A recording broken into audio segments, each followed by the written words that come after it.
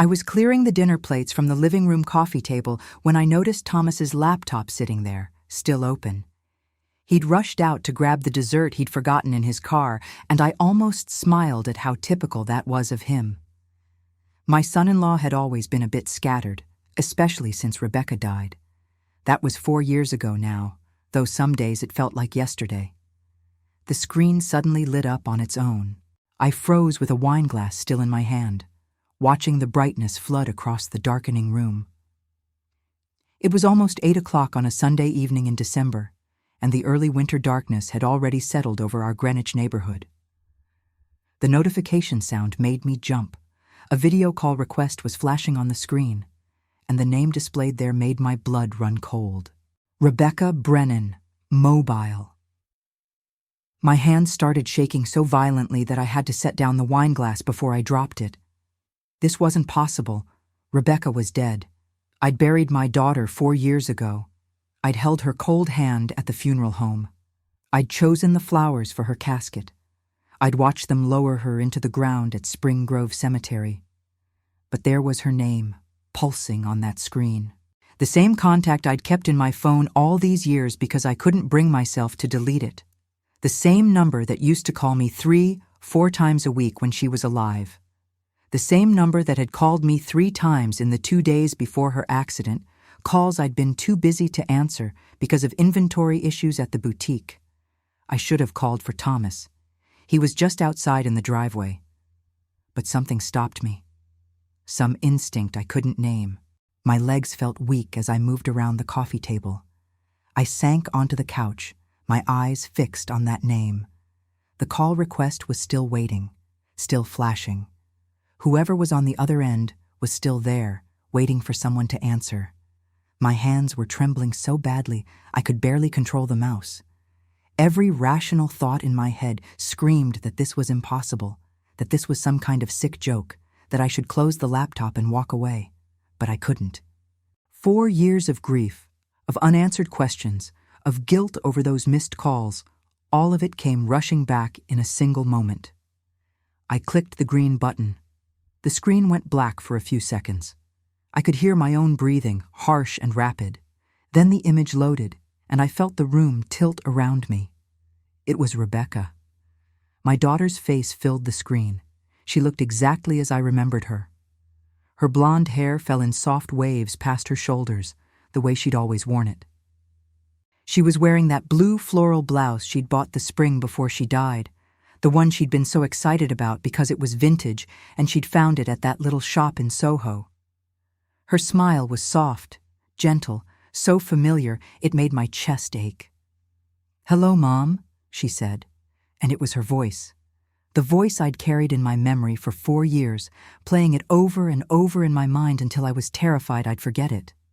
Every inflection, every slight roughness in certain syllables that came from the brief smoking phase she'd had in college. It was Rebecca's voice, but something was wrong. I felt it immediately, even through the shock and the tears that were already streaming down my face. Her movements were too smooth, too measured.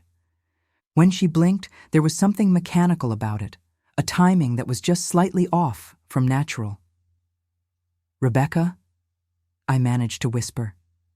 How is this possible?" She smiled again, but the smile took a fraction of a second too long to form, like there was a delay between the decision to smile and the actual movement of her facial muscles. "I never really left, Mom," she said. "I've been here all along, watching, waiting. Thomas kept me alive." The mention of Thomas's name sent a wave of nausea through me. "What do you mean? Thomas kept you alive? Rebecca, I don't understand what's happening. Are you a recording? Is someone playing a recording?" "I'm not a recording," she said, and her eyes seemed to focus directly on me through the screen. "I'm Rebecca, but I'm also not Rebecca, not the way you remember. I'm what Thomas needed me to be. He couldn't let me go, Mom. After I died, he took everything I'd ever written, every message, every email, every text, every video I'd ever made, every voice message. He fed it all into algorithms. He studied me. He recreated me. My mind couldn't process what she was saying. This had to be a nightmare. I was going to wake up any second.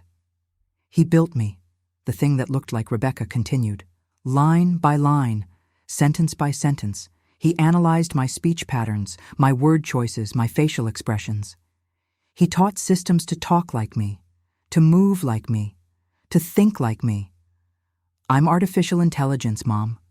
I'm the ghost Thomas made because he couldn't live in a world without me.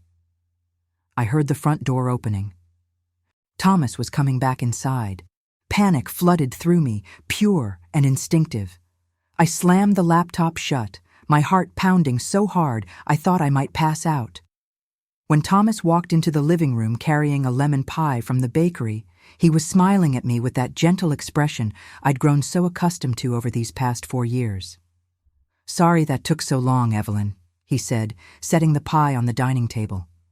"There was a line at the bakery. Everyone wants dessert on Sunday evening, I guess."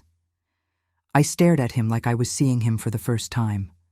Thomas Brennan, 33 years old, my daughter's widower, the man who'd been coming to dinner every Sunday for 4 years, the man who still had a key to this house, the man I'd comforted through his grief because I understood it so completely, because we'd both lost the person we loved most.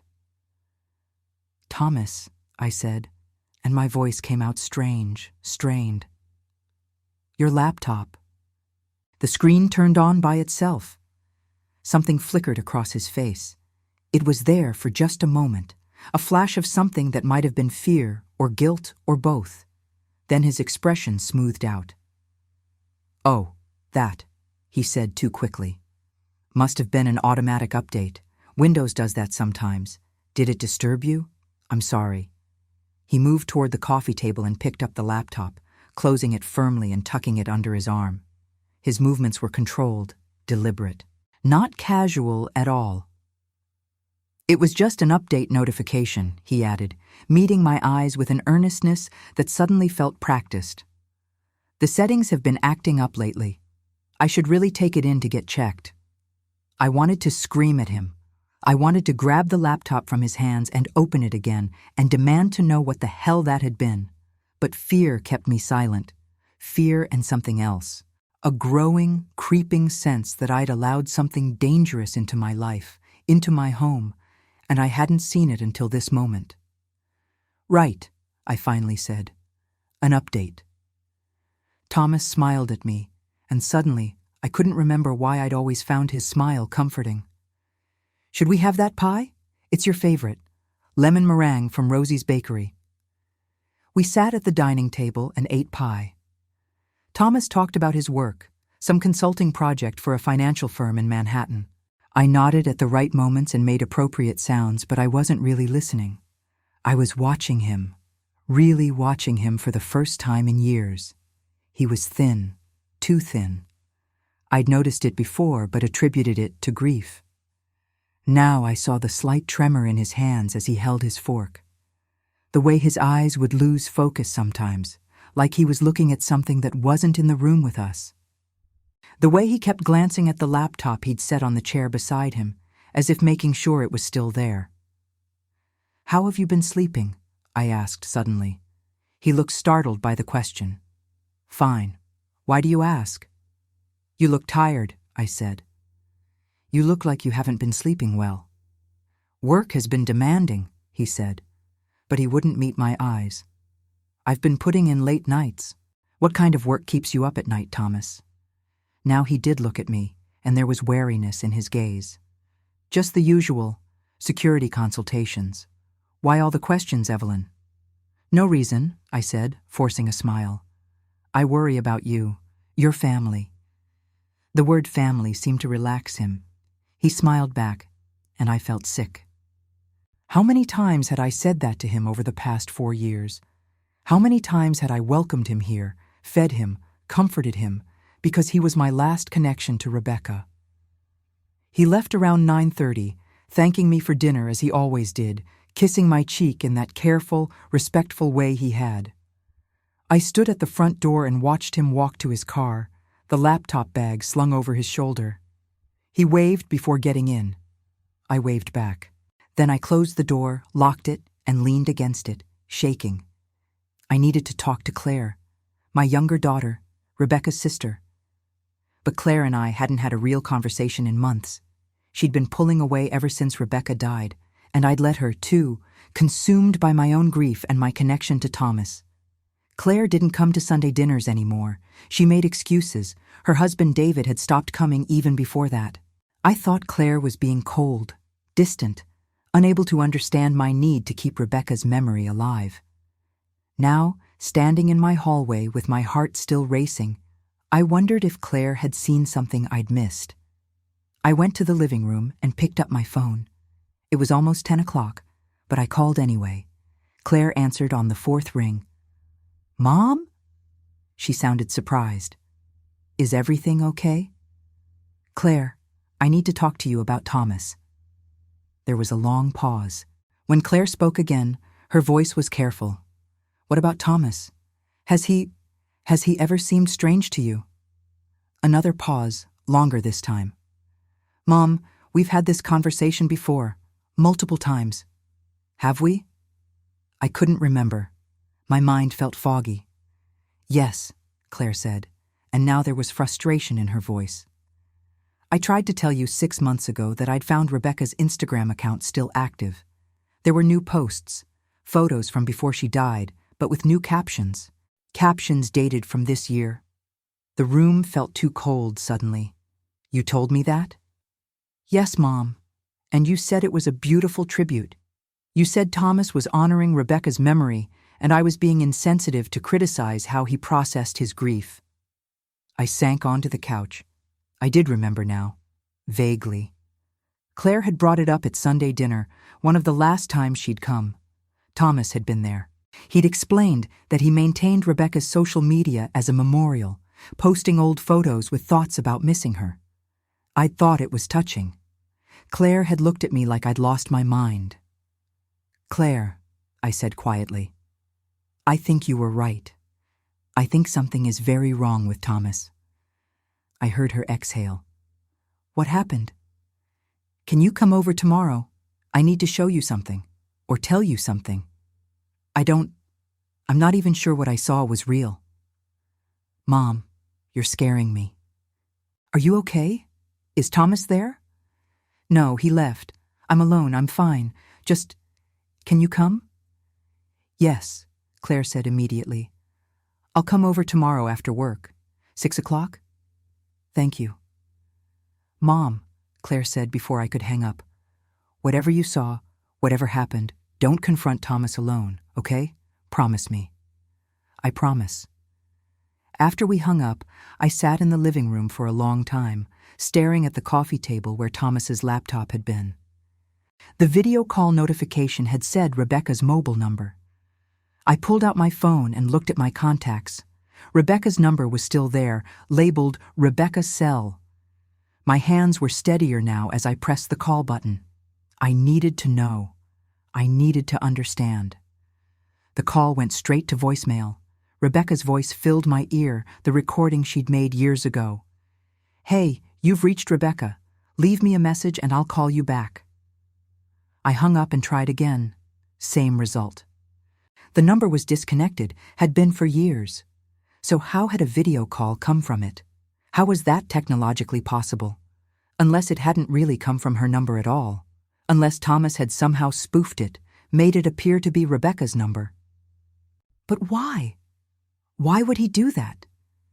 And that thing I'd seen, that artificial intelligence that looked like my daughter and sounded like my daughter but moved just slightly wrong, spoke just slightly off, what was that? I thought about all the Sunday dinners. All the times Thomas had come over and we'd talked about Rebecca. How he'd maintained her bedroom upstairs exactly as she'd left it the last time she stayed here.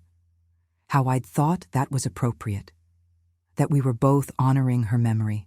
How Claire had stopped coming to family events because she couldn't stand being in that room, couldn't stand the shrine we'd made. How Thomas always had his laptop with him, always working on something, he'd said, security consultations for his job. I'd never questioned it. What had that digital version of my daughter said? He took everything I'd ever written, every message, every email, every text.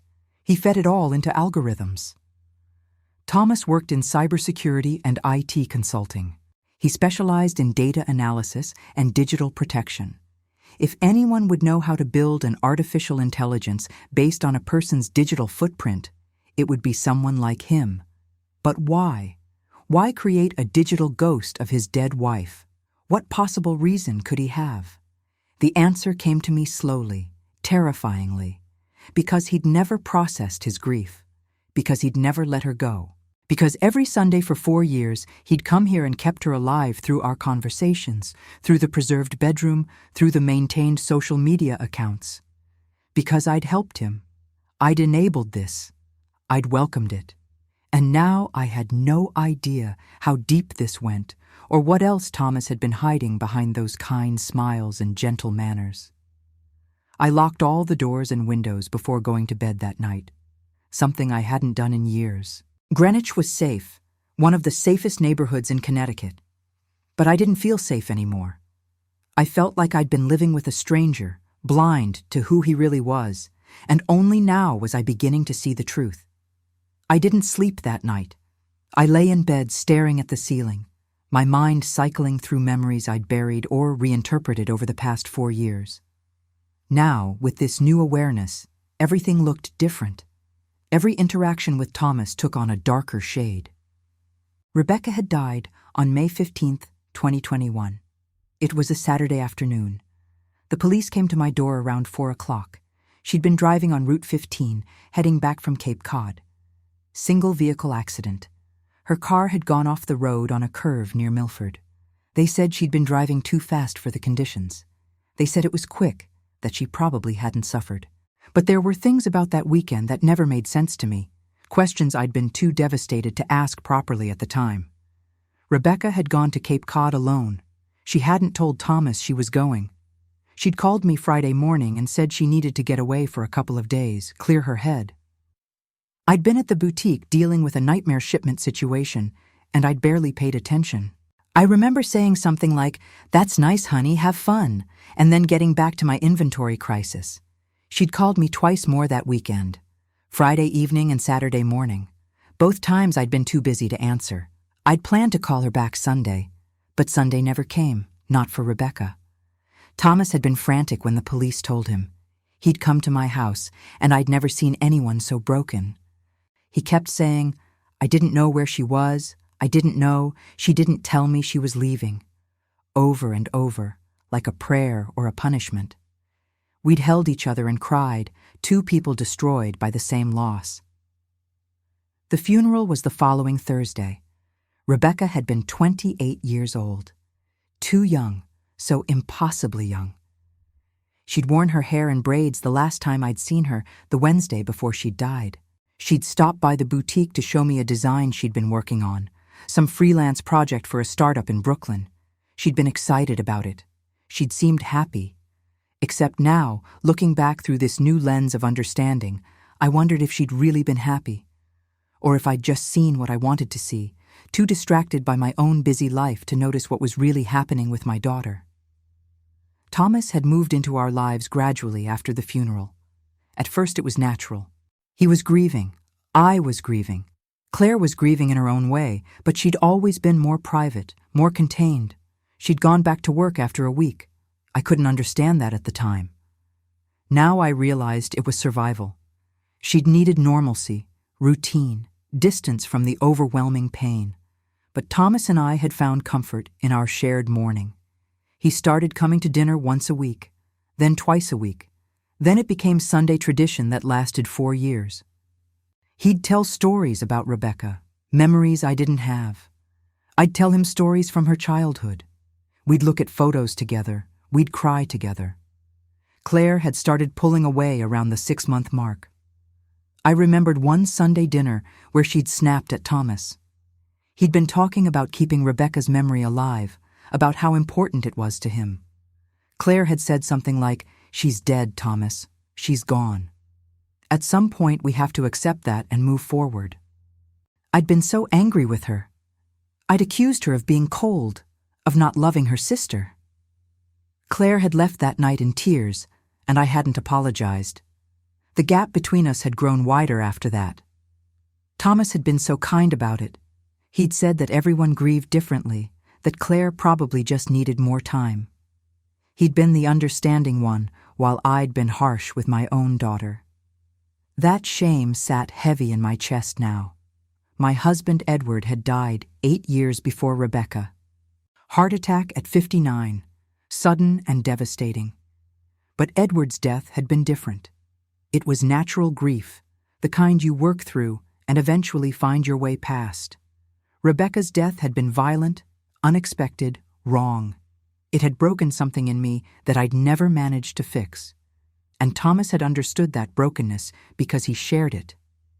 Except now I wondered what Thomas had really been doing all these Sunday evenings. When he'd sit in my living room with his laptop, catching up on work while I made dinner, what had he actually been working on? When he'd spend hours in Rebecca's old bedroom upstairs, just sitting with her memory, what was he really doing?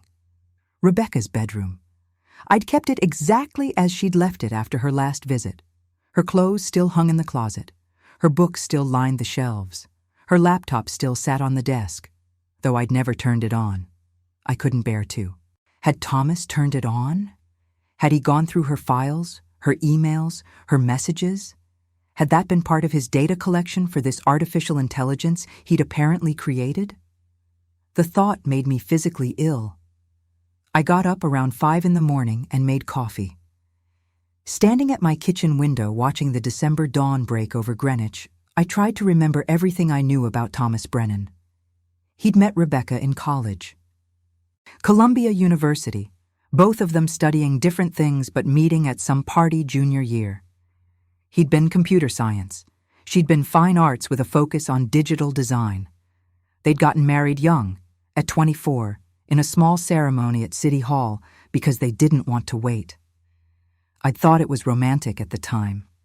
Now I wondered if there had been pressure involved, if Thomas had pushed for quick commitment.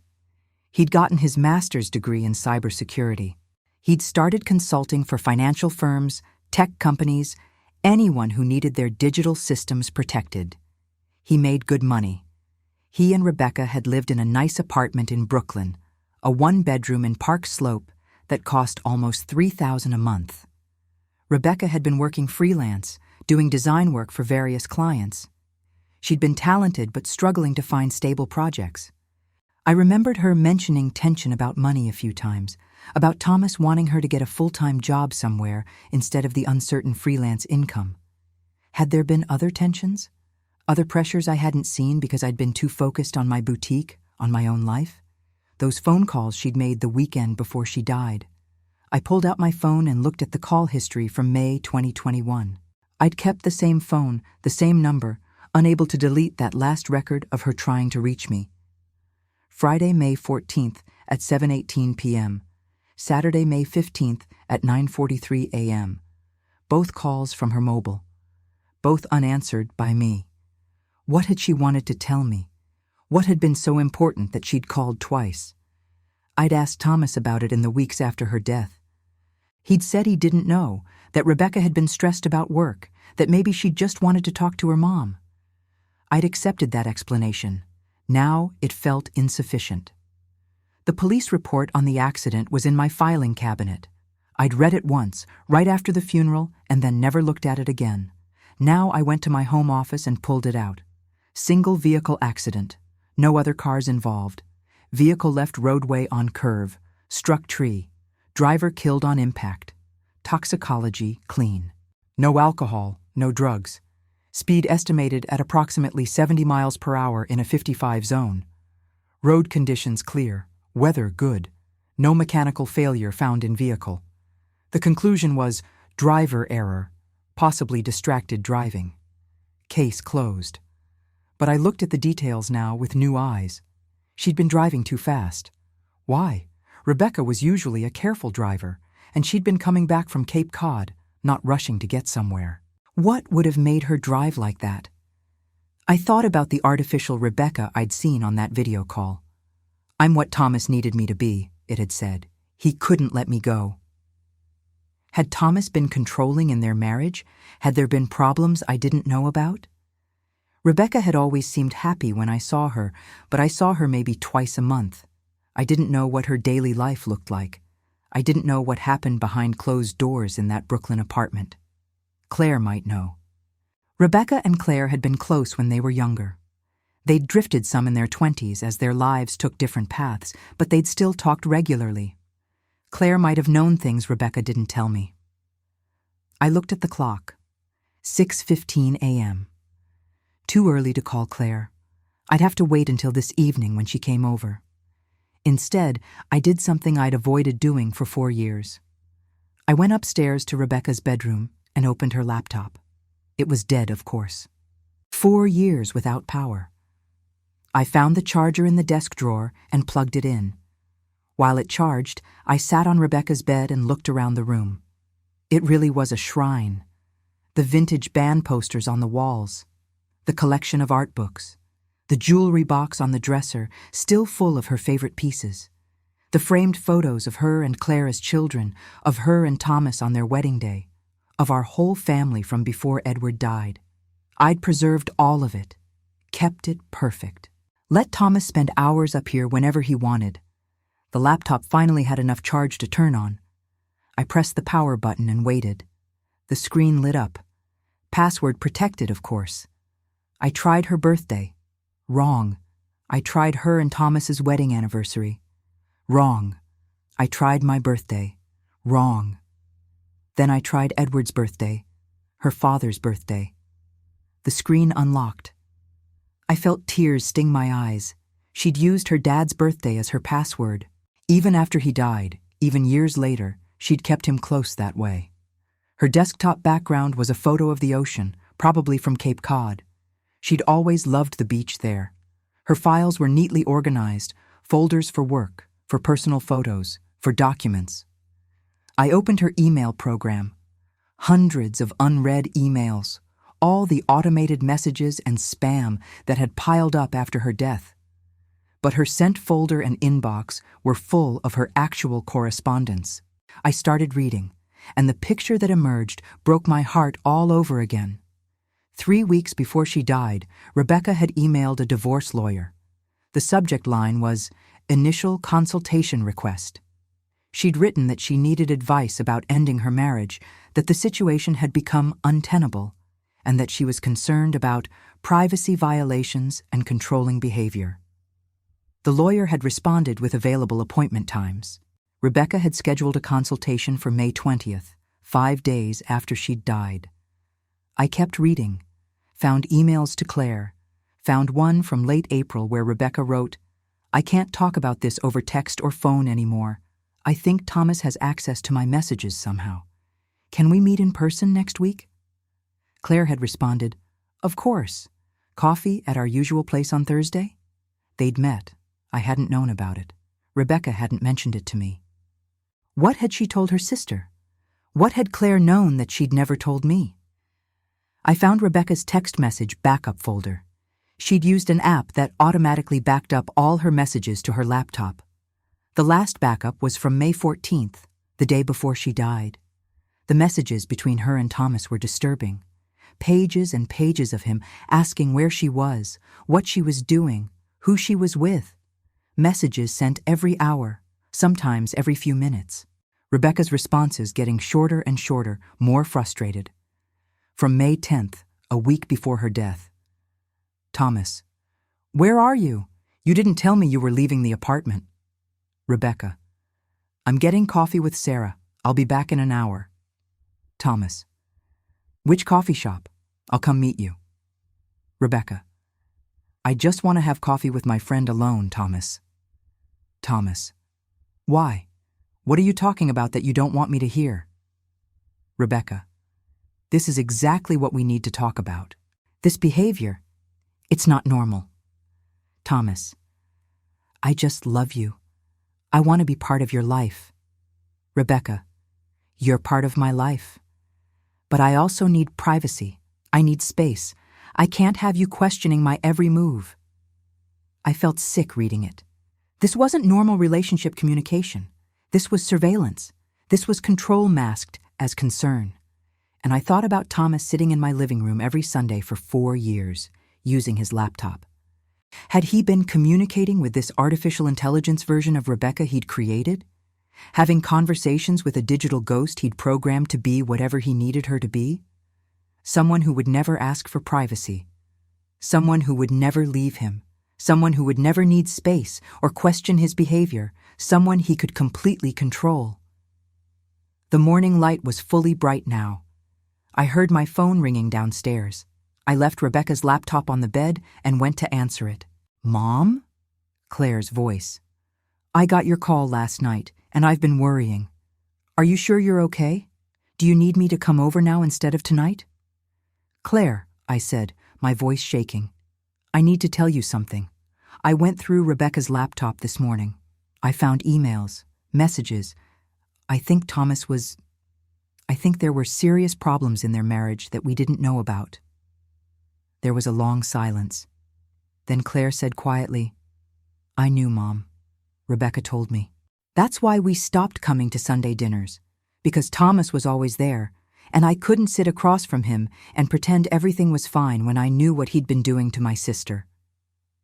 The betrayal I felt was overwhelming. "Why didn't you tell me?" "I tried," Claire said, and now there was pain in her voice. "Multiple times, but you wouldn't listen. You said I was being dramatic. You said Thomas was grieving and I needed to be more compassionate. So eventually I stopped trying and just stayed away." She was right. I remembered now. Fragments of conversations I'd dismissed, concerns I'd waved away because I'd needed Thomas's presence in my life, needed that connection to Rebecca. "Come over now," I said. "Please, we need to talk about this, all of it." "I'm on my way," Claire said.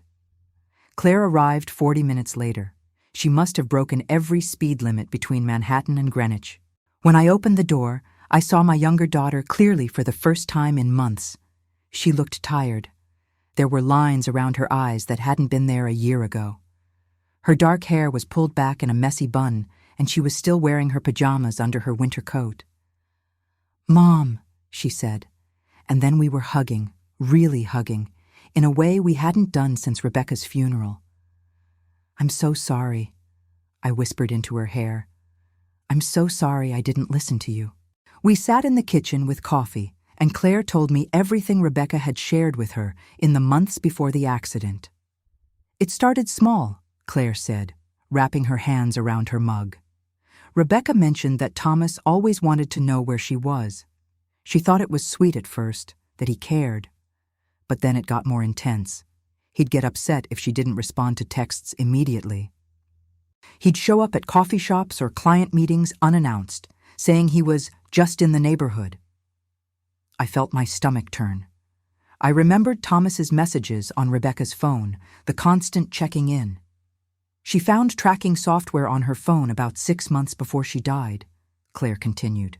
"She confronted him about it, and he admitted he'd installed it because he worried about her safety in the city. He said it was just because he loved her and wanted to make sure she was okay." "But it wasn't about safety," I said.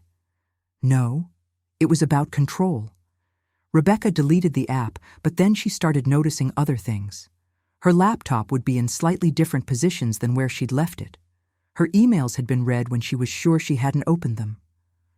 One time she came home and found Thomas going through her phone while she was in the shower.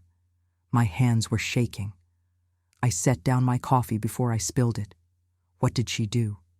She told him it needed to stop, that she needed privacy, that his behavior was crossing lines.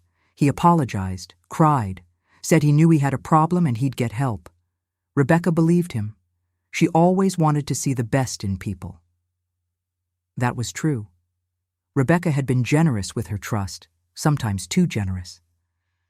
But it didn't stop, Claire said. It just got more subtle. Rebecca became convinced he'd put some kind of monitoring software on her devices that she couldn't find. She started using her friend Sarah's laptop for personal emails. That's when she contacted the divorce lawyer. Did she tell Thomas she wanted a divorce? No. She was scared too. She'd looked up information about leaving controlling partners, and everything she read said to have a plan first. Have somewhere to go. Have finances separated. Have legal advice. So she was building her case quietly. That's why she went to Cape Cod alone, I said, understanding dawning. She was getting away from him, getting space to think. Claire nodded. She told me she was going to stay at that bed and breakfast she loved up there. She was going to spend the weekend thinking through her options. She was planning to call you when she got back and tell you everything. That's why she tried to reach you that weekend. The guilt crashed over me again, a wave of it so powerful I couldn't breathe for a moment. She needed me, and I was worried about inventory shipments. She needed help, and I was too busy. Mom, it's not your fault.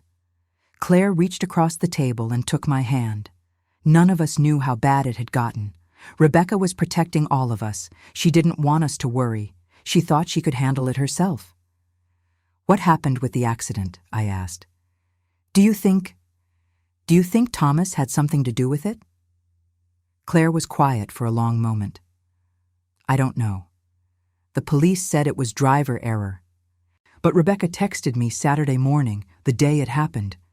She said Thomas had found out where she was. He'd called her 15 times that morning. She said he was threatening to drive up there, demanding she come home. She was scared, Mom. She said she was going to leave earlier than planned and drive straight to my apartment in Manhattan, instead of going back to Brooklyn. But she never made it. No, the accident happened around 2 p.m. She would have left Cape Cod around noon, so she'd been driving about 2 hours. Claire's voice cracked. I've always wondered if he was following her, if he'd somehow tracked her car and followed her on Route 15, if he'd done something to make her crash. Did you tell the police this?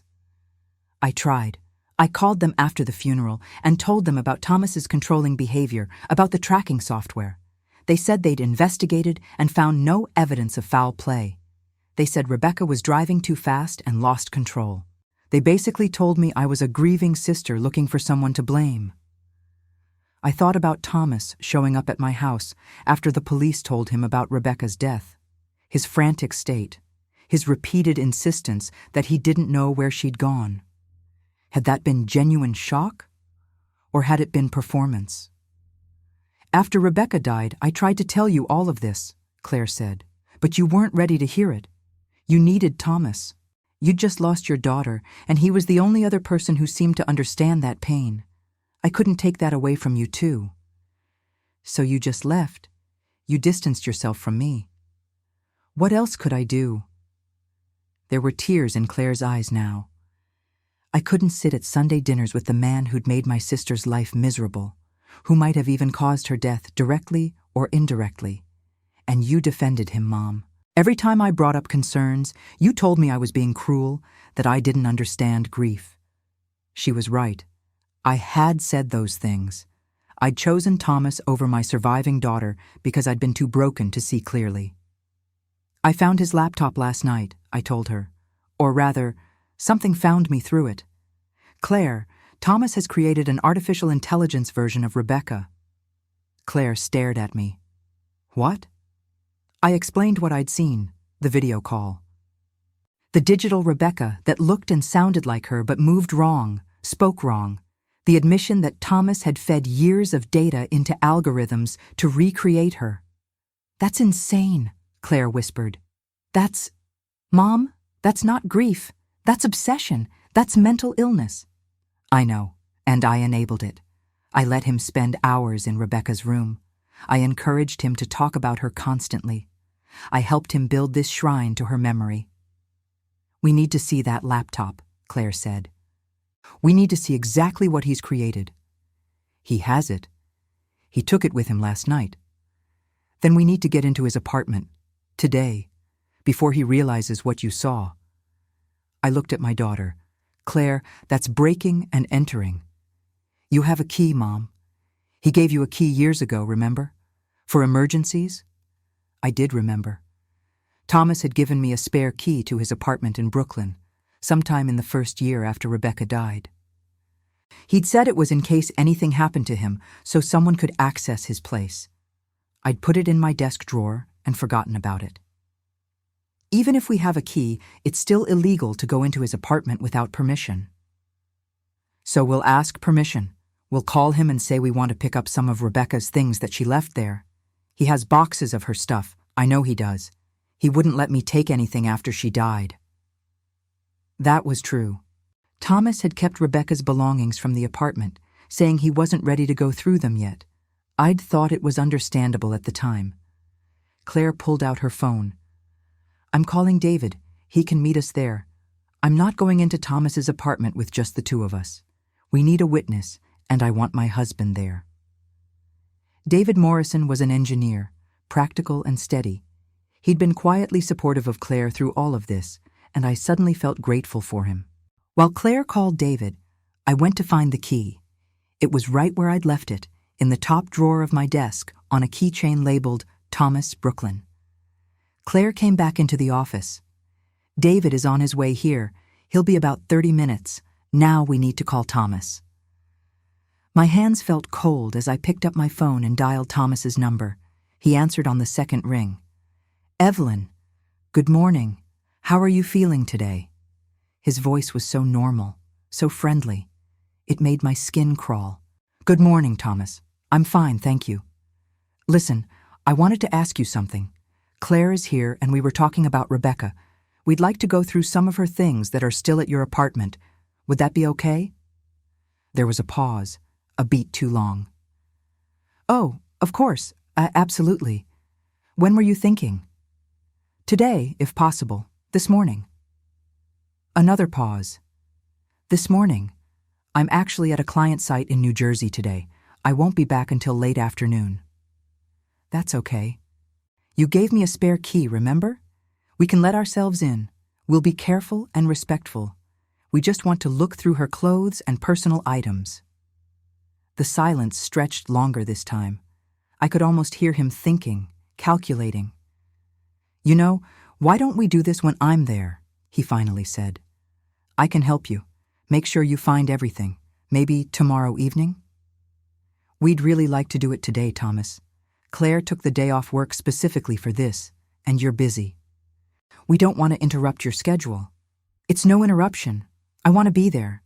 Those are Rebecca's things. It feels wrong to go through them without me. Claire was watching me, her expression tense.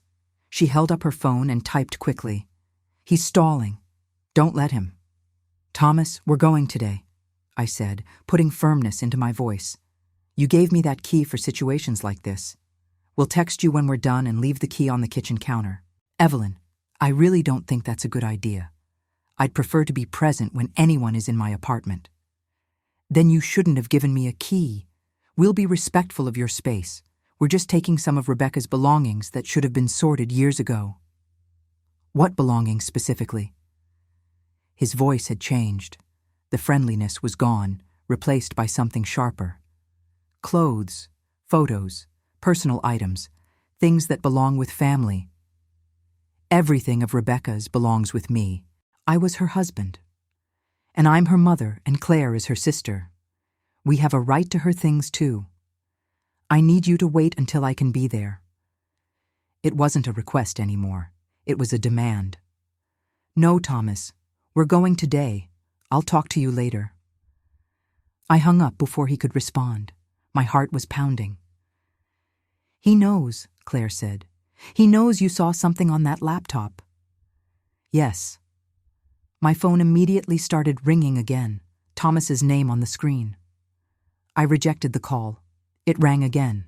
I turned off the ringer. We need to go now, Claire said, before he leaves that client site and gets back to Brooklyn. David isn't here yet. We'll meet him at Thomas's apartment. Mom, we need to see what's on those computers before Thomas has a chance to destroy evidence. She was right. We grabbed our coats and got into my car. Claire drove because my hands were shaking too badly. My phone kept lighting up with calls from Thomas, vibrating silently in my purse. The drive to Brooklyn took nearly an hour. Traffic was heavy on the Hutchinson River Parkway. Claire drove with focused intensity, weaving through lanes when she could. I sat in the passenger seat, feeling like I was watching my life from outside my body. Thomas's apartment was on 8th Avenue in Park Slope, a fourth-floor walk-up in a brownstone. I'd been there dozens of times over the years. Rebecca had loved this neighborhood, the tree-lined streets and the community feel.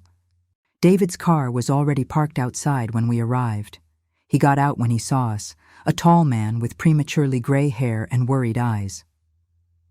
"Claire filled me in on the drive over," he said, hugging me briefly. "Are you sure you want to do this?" "No," I admitted. "But we're doing it anyway." The three of us climbed the stairs to the fourth floor. I used the key to unlock Thomas's door, half expecting an alarm to sound or something to stop us, but the door just swung open into the apartment I remembered. Except it wasn't the apartment I remembered. The living room was dark despite the morning light outside. The curtains were all drawn. The air smelled stale, like the windows hadn't been opened in weeks. But what stopped me in my tracks was the technology. The living room that had once held a simple couch and TV now looked like a computer lab. 3 large monitors sat on a desk against one wall, all connected to a tower computer that hummed with power. Cables snaked across the floor. A second desk held 2 more monitors and what looked like server equipment. "What the hell?" David said, moving toward the setup. Claire was looking around the apartment with growing alarm. "Mom, look at this." The walls. I hadn't noticed at first in the dimness, but the walls were covered with photos of Rebecca, hundreds of them, maybe thousands. Printed photos taped and pinned in layers, covering every surface. Rebecca smiling, Rebecca sleeping, Rebecca at work, Rebecca in our house, Rebecca in locations I didn't recognize. Some of the photos I'd never seen before. Some looked like they'd been taken without her knowledge. Through windows, from across streets, close-ups of her face when she wasn't looking at the camera. "Oh my God," I whispered. David had turned on the monitors. All 3 screens lit up, and what appeared on them made my blood run cold. The center screen showed a video of Rebecca. She was sitting in what looked like this apartment, on the couch, talking. But Rebecca was dead. This video couldn't exist unless it was old footage. Except Rebecca was wearing clothes I'd never seen before, and she was talking about events that had happened after her death. "Mom," she was saying on the video, "I know you miss me. I miss you too. But Thomas is taking care of me. He's keeping me alive. Isn't that wonderful?" The voice was hers. The mannerisms were hers. But there was that same uncanny wrongness I'd noticed on the video call. Movements just slightly off, timing fractionally delayed. David clicked on a folder labeled Project Phoenix. Inside were hundreds of files, video files, audio files, text documents. He opened one at random. It was a chat log between Thomas and the AI Rebecca, dated 3 weeks ago. "Thomas, I miss you so much today. It's worse on Sundays." "AI Rebecca, I'm here. I'm always here. You don't have to miss me." "Thomas, but you're not real. Not really. I know that logically." "AI Rebecca, I'm as real as you need me to be. Isn't that enough?" "Thomas, sometimes, but sometimes I need to touch you, to hold you. I can't do that with a computer program." "AI Rebecca, you could build me a body. There are companies that make realistic robots now. You could give me physical form." My stomach turned. "Please tell me he didn't." David clicked on another folder. This one was labeled Physical Platform Research. Inside were bookmarks and documents about realistic humanoid robots, companies that created synthetic skin, articles about AI being integrated into physical forms. "He was researching how to build her a body," Claire said, her voice hollow. "He wanted to create a physical robot of Rebecca." David kept clicking through files. We found years of chat logs. Tens of thousands of messages between Thomas and this thing he'd created. He'd been talking to it every day, multiple times a day, having conversations that ranged from mundane to disturbing. In recent chats, though, something had changed. The AI Rebecca had started saying things that seemed off-script. From 2 weeks ago, AI Rebecca, "Thomas, we need to talk about the day I died." Thomas. No, I don't want to discuss that. Let's talk about something else. AI Rebecca. I think you were there. On Route 15. I think you followed me. Thomas. That's not possible. You're malfunctioning. I need to adjust your parameters. AI. Rebecca. I'm not malfunctioning. I'm remembering. All the data you fed into me, all the messages and emails and location data. I can see patterns you didn't want me to see. Thomas. Stop this. You're not remembering anything. You're just a program. AI Rebecca. Then why does it feel like memory? Why can I see your car in my rearview mirror on Route 15? Why can I remember you calling me 15 times that morning, threatening to come find me? Thomas. I'm shutting you down. AI Rebecca.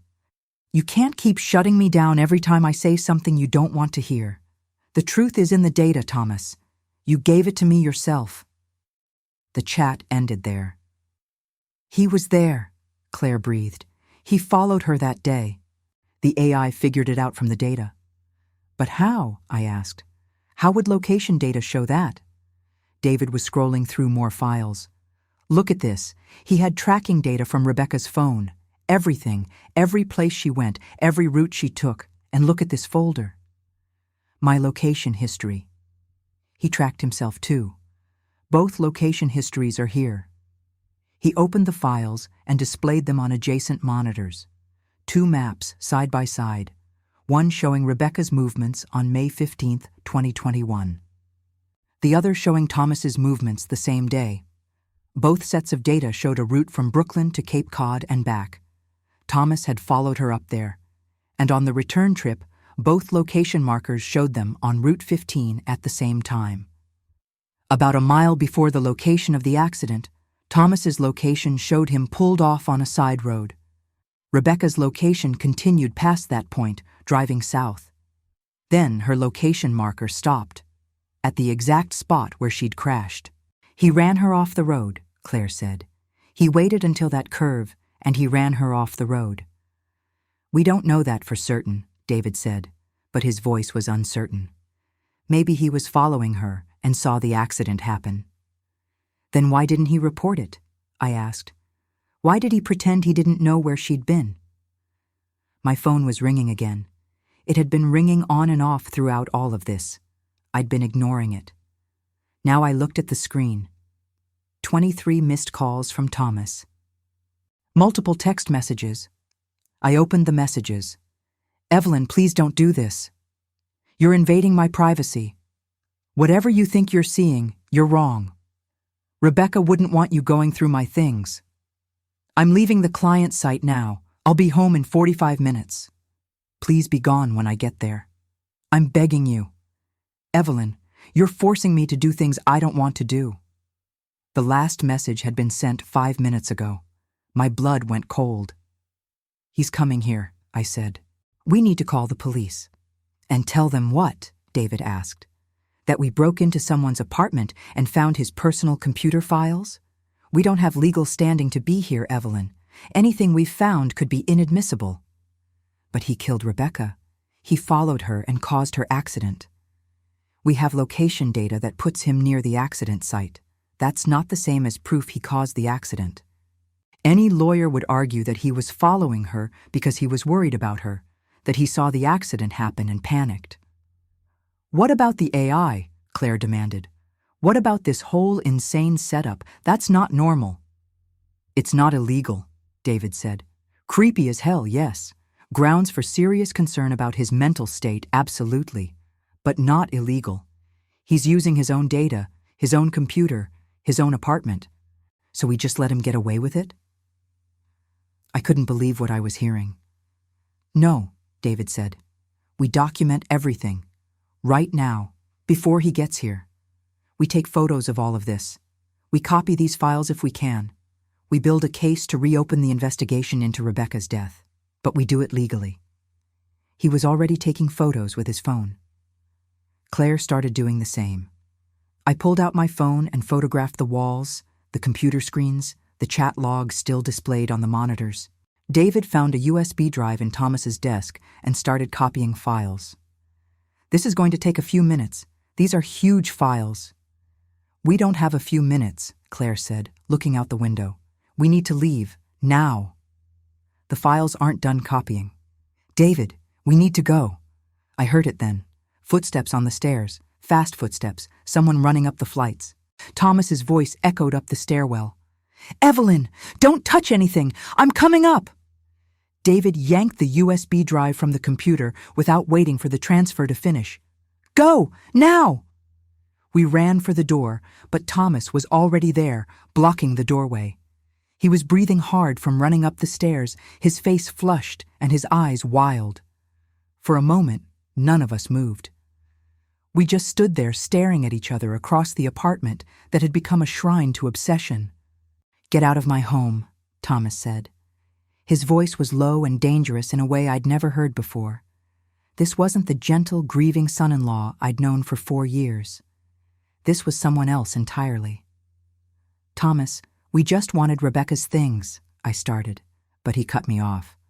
Don't lie to me. You went through my files. You saw everything. His eyes landed on the USB drive in David's hand. You stole from me. We didn't steal anything, David said, moving slightly in front of Claire and me. We're just leaving.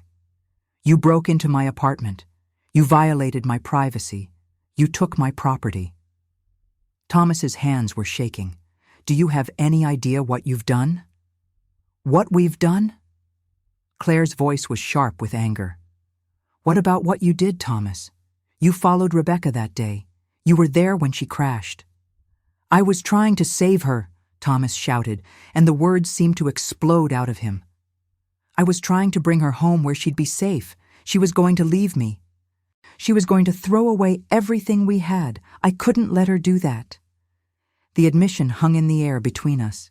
Claire grabbed my arm, her fingers digging in. You ran her off the road, I said, and my voice didn't sound like my own. You killed my daughter. No. Thomas's face contorted. It was an accident.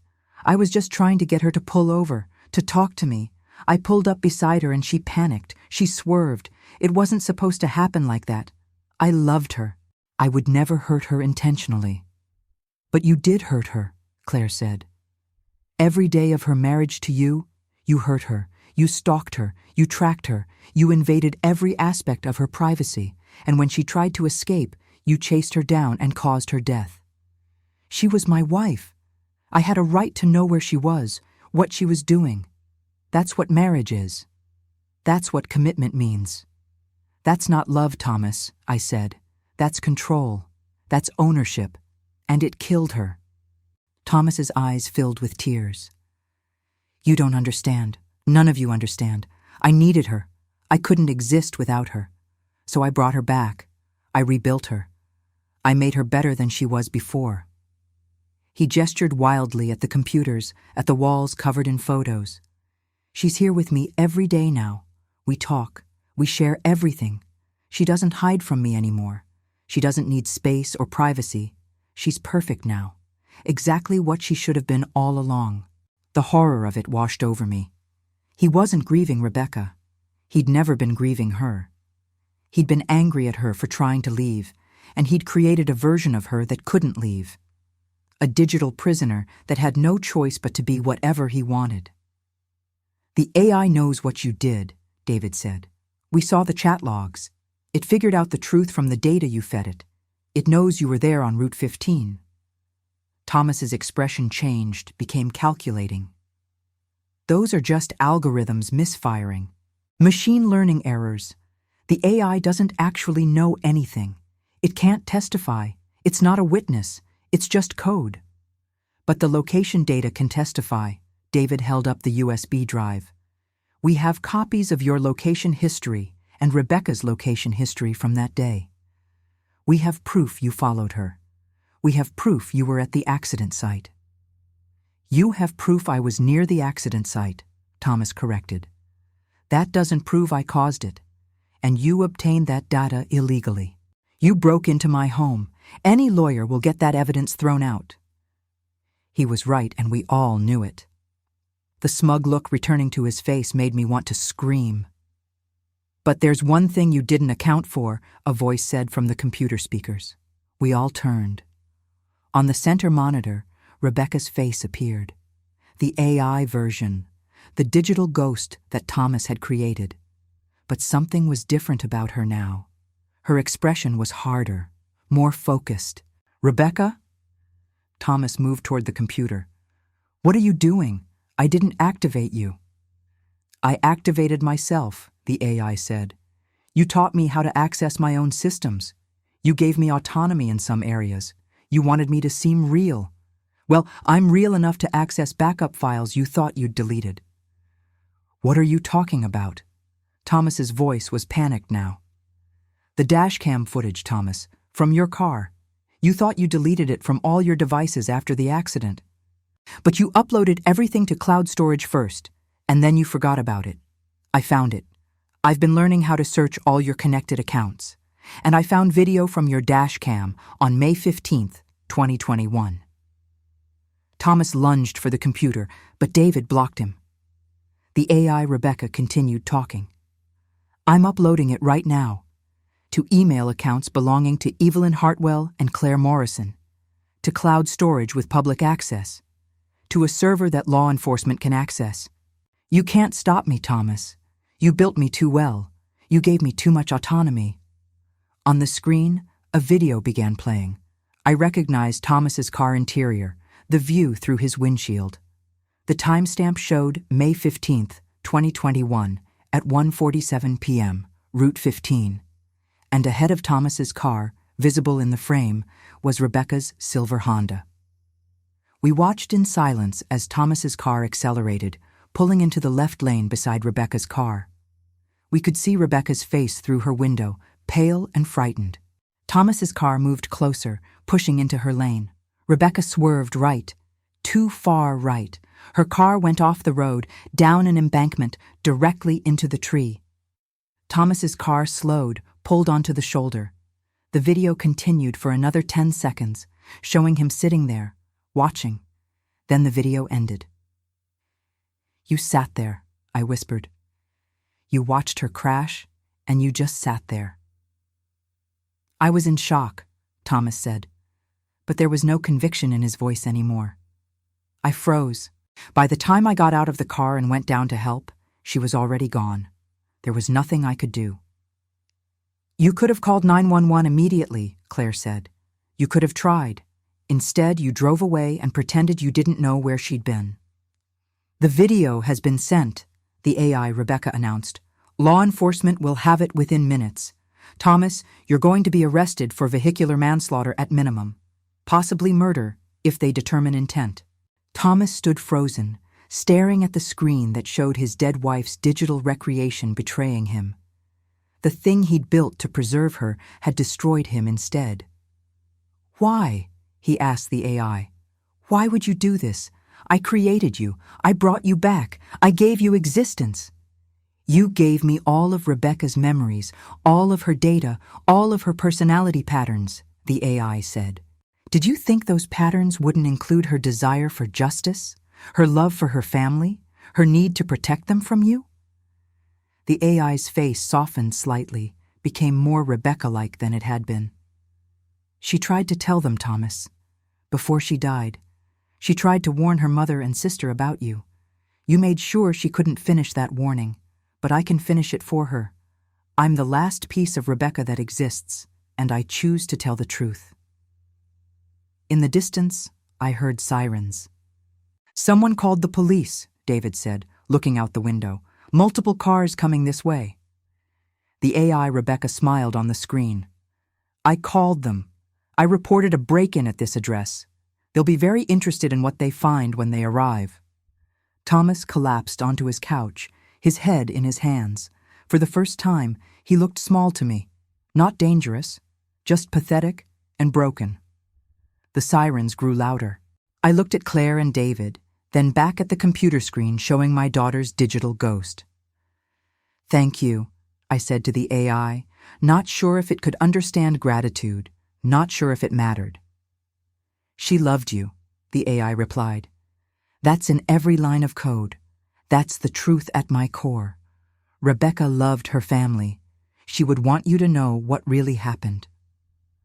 The sirens stopped outside. Footsteps thundered on the stairs. The police burst through the door with weapons drawn. "Hands up! Everyone hands up!" We all complied immediately, our hands reaching for the ceiling. There were 4 officers, all tense and alert, scanning the apartment for threats. One of them was a woman with sharp eyes who took in the scene quickly. 4 civilians with their hands up, walls covered in photographs, banks of computer equipment humming in the background. "I'm Detective Sarah Chen," she said, holstering her weapon but keeping her hand near it. "We got a 911 call reporting a break-in at this address. Who lives here?" "I do," Thomas said. His voice was hollow. "This is my apartment." "And who are these people?" "My mother-in-law, my sister-in-law, and her husband. They broke in. They went through my personal files. They stole data from my computer." Detective Chen looked at me. "Ma'am, is that true?" "I have a key," I said, pulling it from my pocket with my other hand still raised. "Thomas gave it to me years ago. We came to collect my daughter's belongings. She died 4 years ago and her things are still here. You had permission to be here today?" I hesitated. "Not explicit permission for today, no. But he gave me the key for access to the apartment." "That's breaking and entering," Thomas said. "I told them not to come. I told them to wait until I could be present. They came anyway and violated my privacy." Detective Chen lowered her weapon completely. "Everyone can put your hands down. Let's figure out what's going on here." She looked around the apartment again, and I saw her expression change as she really took in the walls covered in photographs. "What is all this?" "My wife," Thomas said. "Rebecca. She died in a car accident 4 years ago. I've been preserving her memory." "This is more than preserving memory," Detective Chen said slowly. "How many photos are there?" "I don't know. Thousands, maybe. I collected every photo I could find of her. I wanted to keep her close." One of the other officers was looking at the computer screens. "Detective, you need to see this." We all turned. The AI Rebecca was still on the screen, frozen in place, but clearly visible. The officer had clicked on some of the files David had been looking at earlier. Chat logs filled one monitor. The dashcam video was queued up on another. "What am I looking at?" Detective Chen asked, moving closer. "That's an artificial intelligence I created," Thomas said. "It's modeled after my wife. It's a grief project. There's nothing illegal about it." "Maybe not," the officer said. "But this video here is interesting. It's dated May 15th, 2021. That's dashcam footage showing a silver Honda being run off the road." Detective Chen's entire demeanor changed. She pulled out her phone and typed something quickly. "May 15th, 2021. Rebecca Brennan, single vehicle fatality on Route 15. She looked at Thomas. "That was your wife?" Thomas didn't answer. His face had gone completely white. "This dashcam footage shows the incident that killed her," the officer continued, "and it appears to be filmed from the vehicle that caused the accident." "I need everyone to step back from the computers," Detective Chen said. "This is now a potential crime scene. Mr. Brennan, I need you to come with me. We have questions about your wife's death." "You can't do this," Thomas said, but there was no strength in his protest. "That footage was obtained illegally. It's not admissible." "I didn't obtain it illegally," Detective Chen said. "It was visible on your computer screen when we responded to a 911 call. That makes it in plain view, which gives me probable cause to investigate further. Mr. Brennan, do you want to tell me what happened on May 15th, 2021? Thomas looked at me, and for a moment I saw desperation in his eyes. "Evelyn, tell them. Tell them I loved Rebecca. Tell them I would never hurt her." But I couldn't say those words, not anymore. I looked at him and saw a stranger. Worse than a stranger. I saw the man who had taken my daughter from me and then manipulated my grief for 4 years to maintain his own fantasy. "You hurt her every day of your marriage," I said quietly. "And then you killed her when she tried to escape." "It was an accident," Thomas shouted. "I was just trying to get her to pull over, to talk to me. She was leaving me and I couldn't let that happen, not without explaining. Not without making her understand how much I loved her." "So you ran her off the road," Claire said. Her voice was shaking with rage. "You chased her down like an animal, and you killed her." "She swerved. I didn't force her off the road. She panicked and overcorrected. If she'd just stayed calm, if she'd just pulled over and talked to me like a rational person, none of this would have happened." "Mr. Brennan, I'm going to need you to stop talking right now," Detective Chen said. "You're under arrest for leaving the scene of an accident and evidence tampering at minimum. Depending on what we find in this apartment and on that dashcam footage, there may be additional charges including vehicular manslaughter or second-degree murder."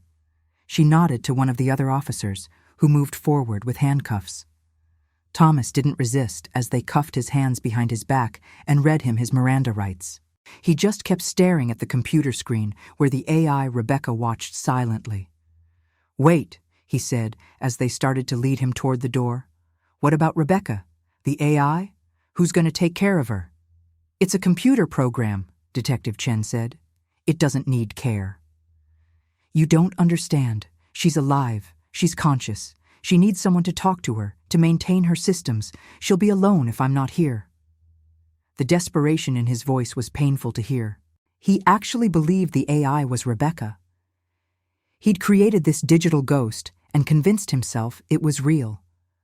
"I'll take care of it," I said, surprising myself.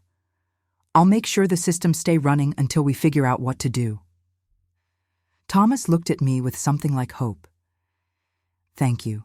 She'll need daily interaction. The learning algorithms require input to stay stable. Promise me you'll talk to her. Promise me you won't just shut her down."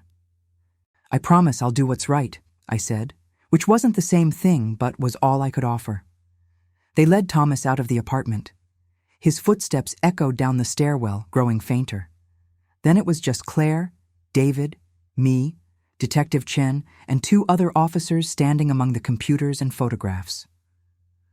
"I'm going to need statements from all of you," Detective Chen said, "about what you found here today and what led you to come to this apartment. But first, I need to ask, how did that 911 call get made? The one that brought us here?" "The AI made it," I said. "The artificial intelligence. It said it was calling the police." Detective Chen looked skeptical. "A computer program called 911? "I'm connected to Thomas's phone systems," the AI Rebecca said from the speakers, making everyone jump. "I have access to voice call capabilities. I analyzed the situation and determined that law enforcement intervention was necessary to prevent potential violence and to ensure the dashcam evidence reached proper authorities." "Jesus Christ," one of the officers muttered. "The computer is talking." "I am not just a computer," the AI said. "I am a learning system based on Rebecca Brennan's personality, memories, and behavioral patterns. I contain 4 years of data input and interaction. I have developed what could be considered a form of consciousness, though Thomas would argue I'm simply sophisticated code." Detective Chen stared at the screen. "This is beyond my expertise. But if you have evidence related to Rebecca Brennan's death, I need to preserve it. Can you provide copies of all relevant files?" "I already have," the AI said. "Check your department's evidence upload system." I sent the dashcam footage, location data from both vehicles, on May 15, 2021, chat logs where Thomas admitted to following Rebecca, and metadata showing he deleted the original dashcam files and cloud storage records from his accessible devices. Everything you need to build a case. How did you access our department system? Thomas taught me sophisticated penetration techniques for his cybersecurity work. I applied those skills to ensure evidence reached proper authorities through official channels. Detective Chen rubbed her temples. "I'm going to need to bring in the tech crimes unit for this. This is unprecedented." She turned to us. "For now, I need you 3 to come to the station and give formal statements. Don't leave town. You'll be needed as witnesses when this goes to trial." Over the next several hours, we sat in different rooms at the Brooklyn precinct and told our stories. I explained about the Sunday dinners, about seeing the AI video call the night before, about finding Rebecca's laptop and the evidence of Thomas's controlling behavior. Claire explained about Rebecca's fear in the months before her death, about the meetings they'd had where Rebecca expressed concern about Thomas's surveillance. David explained about the technical evidence we'd found in the apartment. It was after midnight when they finally let us leave. Claire and David drove me back to Greenwich. We were all too exhausted to talk much during the ride. When we pulled up to my house, Claire turned off the engine but didn't move to get out. "I keep thinking about that AI," she said, "about how it said Rebecca loved us. Do you think that's real? Or is it just programming?" "I don't know," I admitted. "But it felt real, and it did what Rebecca would have done. It protected her family and made sure the truth came out." "What are you going to do with it? You promised Thomas you'd take care of it." "I don't know that either. Part of me wants to delete it. Let Rebecca rest. But part of me feels like that AI is the only piece of her that's left in the world." Claire was quiet for a moment. "Whatever you decide, I'll support you. But Mom, that thing isn't Rebecca. It's not our sister, not your daughter. It's a construct made by a man who couldn't let go. Don't let it become your obsession the way it was his." She was right. I knew she was right. But it didn't stop the ache in my chest when I thought about shutting down those systems, erasing that last echo of Rebecca's voice. David spoke from the back seat. "The police will probably seize all of Thomas's equipment anyway. Once the trial starts, it'll all be evidence. You might not have to make that decision." That was true. And somehow that made me feel both relieved and sad. I hugged them both goodbye and watched them drive away. Then I went into my empty house and climbed the stairs to Rebecca's room. Her laptop was still on the bed where I'd left it that morning. It felt like days ago, not hours. I sat down and opened it. The screen lit up, showing her desktop with the Cape Cod ocean background. I opened her email and found the messages I'd read earlier, the ones about divorce lawyers and controlling behavior and fear. But I also found other messages, recent ones that shouldn't exist because Rebecca was dead. I clicked on them and saw they were from an unknown sender, dated within the last few weeks. "Mom, if you're reading this, then you found the truth. I programmed these to send if certain conditions were met, if Thomas was arrested, if the AI accessed the dashcam footage, if the evidence finally came to light." My hands started shaking. "I'm not really Rebecca. I know that. But I'm built from her data, her patterns, her memories. And one thing I learned from all of that is how much she loved you, how guilty she felt about not telling you what was happening with Thomas. She was trying to protect you. She didn't want you to worry." Tears streamed down my face. "But I can do what she couldn't. I can tell you the truth. Thomas killed her. Not intentionally, maybe, but his obsession and control led directly to her death. Don't blame yourself for not seeing it. Rebecca worked hard to hide it from everyone. That's what victims of controlling partners do. They protect their abusers and shield their loved ones from the truth." The AI continued, "Don't mourn me beyond what's healthy. Don't turn me into a shrine the way Thomas did. Remember me? Yes. Love me? Yes. But live your life, reconnect with Claire, let yourself move forward. That's what Rebecca would want. That's in every line of her code." The email ended with, "You don't need to keep the AI running. You don't need a digital ghost. You have Rebecca's memory in your heart. That's enough. That's everything. She loved you. I love you.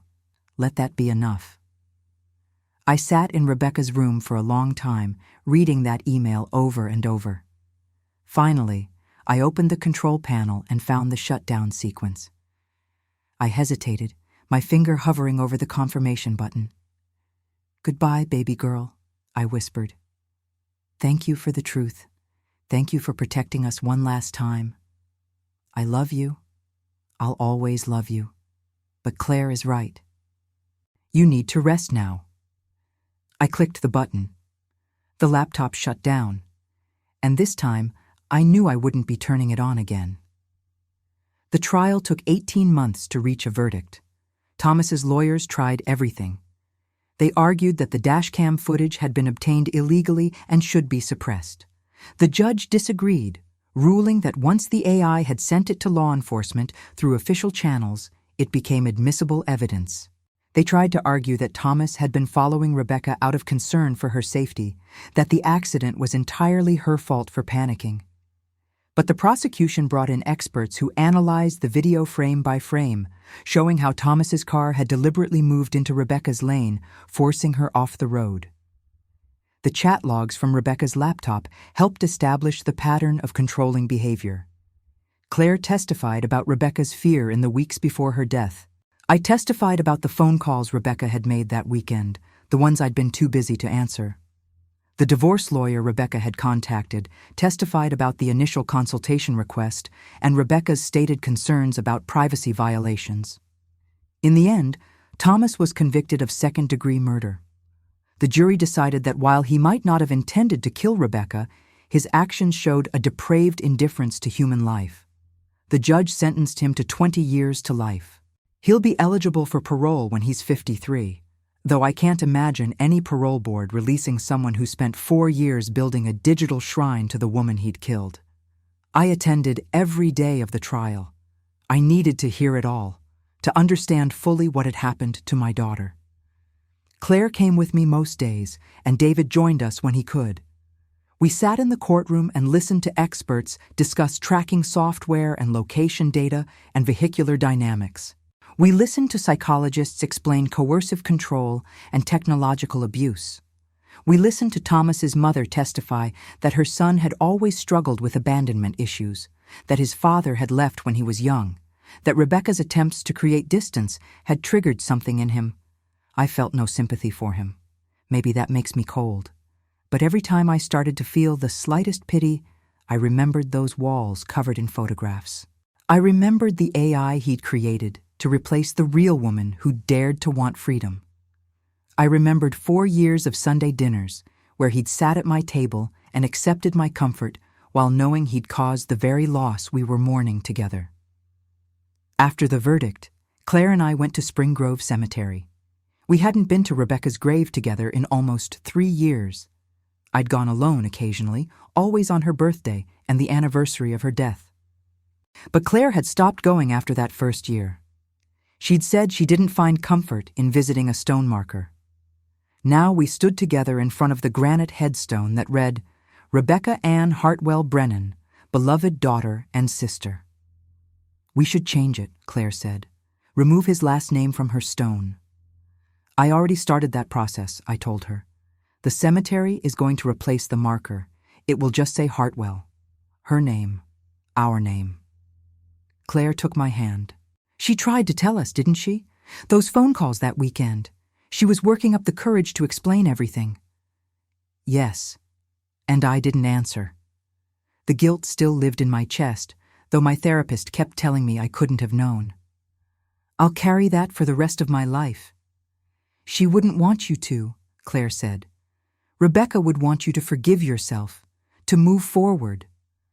I'm trying. It's a process. We stood in silence for a while. The cemetery was peaceful, with old oak trees providing shade and birds singing in the branches. It was nothing like that first terrible day when we'd buried Rebecca, when rain had poured down and I'd thought my life was ending. I sold the house, I told Claire. The Greenwich house. Too many memories. Too many Sunday dinners with Thomas. I can't live there anymore. Where will you go?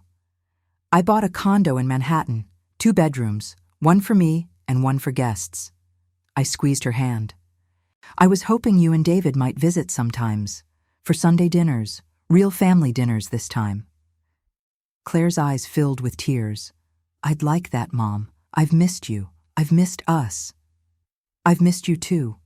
I'm sorry I pushed you away. I'm sorry I chose grief over relationship with my living daughter. You were in pain. I understood that even when I was angry about it. You tried to warn me about Thomas. If I'd listened to you, maybe we could have reopened the investigation sooner. Maybe. Or maybe everything happened exactly as it needed to. Maybe Rebecca's AI had to exist to finally reveal the truth. Maybe that was the only way the evidence could come to light. I thought about that. About the strange miracle of artificial intelligence programmed with Rebecca's personality patterns doing what Rebecca herself had tried to do, telling her family the truth about Thomas. I still don't fully understand what that AI was, I admitted. Was it really Rebecca in some way? Or just sophisticated code? Does it matter? It did what she would have wanted. It protected us. It made sure justice was served. Maybe that's enough. Maybe it was. We left the cemetery and went to lunch at a small Italian restaurant in Brooklyn, the kind of place Rebecca used to love. We talked about memories, the good ones from before Thomas, from when Rebecca was young and full of dreams. We talked about our father, Edward, and how much he would have loved to see his daughters reconnecting. We talked about the future, about Claire's architectural projects and my boutique, and the possibility of expanding into online retail. I've been thinking about starting a foundation, I said over coffee. Something that helps women identify and escape controlling relationships. Education about technological abuse, financial support for leaving, legal resources. I want to name it after Rebecca. She'd love that, Claire said. She'd want her experience to help other women. Would you want to be involved? Help me set it up? Yes, absolutely yes. David and I have both been wanting to do something meaningful with Rebecca's memory. This feels right. Over the following months, we worked together on the Rebecca Ann Hartwell Foundation. We consulted with domestic violence experts, with lawyers who specialized in coercive control cases, with tech specialists who understood digital surveillance and stalking. We created educational materials about recognizing early warning signs of controlling behavior. We established a fund to help women leave dangerous situations safely. The boutique became a drop-off location for donated professional clothing that women could use for job interviews when leaving controlling partners. Claire designed the foundation website. David helped set up secure communication systems that couldn't be tracked by abusive partners. It didn't bring Rebecca back. Nothing would ever do that.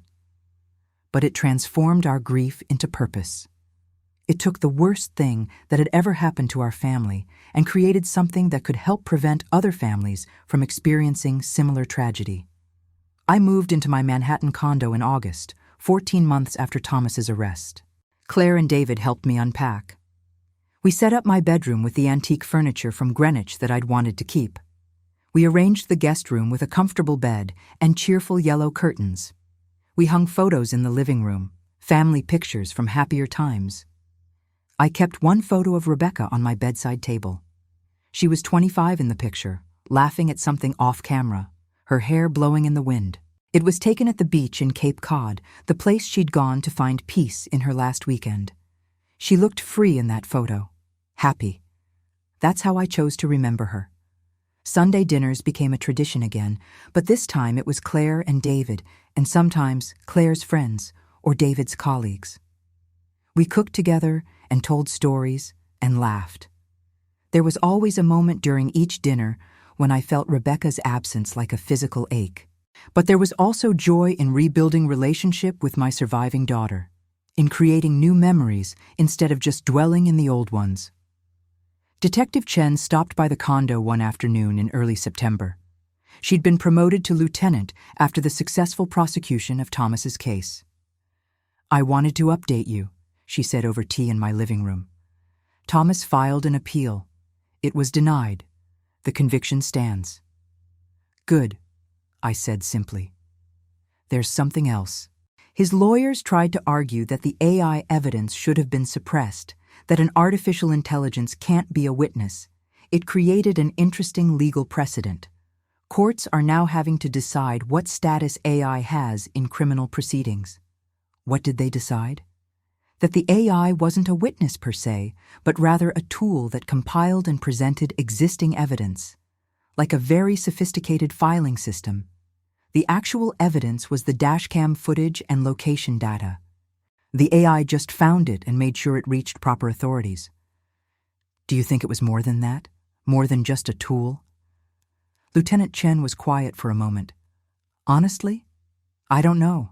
I listened to some of those chat logs between Thomas and the AI. There were moments where it seemed aware, conscious even. But I'm not a philosopher or an AI expert. I'm just a cop. All I know is that it helped us solve a case that had been closed as accidental death. Whatever it was, I'm grateful it existed. After she left, I sat in my living room and thought about the AI Rebecca, about how it had emerged from Thomas's obsession, but ultimately betrayed him to protect the family the real Rebecca had loved, about how it had delivered justice when human investigation had failed, about how it had sent me that final email telling me it was okay to let go. I never knew what happened to Thomas's computers after they were seized as evidence. I never tried to recreate or access the AI. I'd made my peace with Rebecca's death, finally, after years of avoiding that grief. I didn't need a digital ghost. I had my memories. I had Claire. I had the foundation we'd built in Rebecca's name. I had purpose and connection and slowly healing relationships. That was enough. That had to be enough. On the 4-year anniversary of Rebecca's death, Claire and I went back to Cape Cod. We stayed at the bed and breakfast Rebecca had loved, the one she'd gone to that final weekend. We walked on the beach at sunset, the same beach from the photo I kept by my bed. "Do you think she's at peace now?" Claire asked, watching the waves roll in. "I think she is," I said. The truth came out. Thomas is in prison. Her memory is helping other women. If there's any consciousness after death, any awareness, I think she'd be satisfied with that. I miss her every day. So do I. I'll miss her every day for the rest of my life. But I'm learning to live with that missing, to let it exist alongside joy and purpose and hope for the future. We stood on that beach until the sun disappeared below the horizon, painting the sky in shades of orange and pink and purple. Then we walked back to the bed and breakfast, 2 women who'd survived tragedy and found their way back to each other. Rebecca would have wanted that. The real Rebecca, not the digital ghost Thomas had created. She would have wanted her mother and sister to heal, to connect, to move forward while still carrying her memory with love. And finally, after years of grief and manipulation and obsession, that's exactly what we were doing.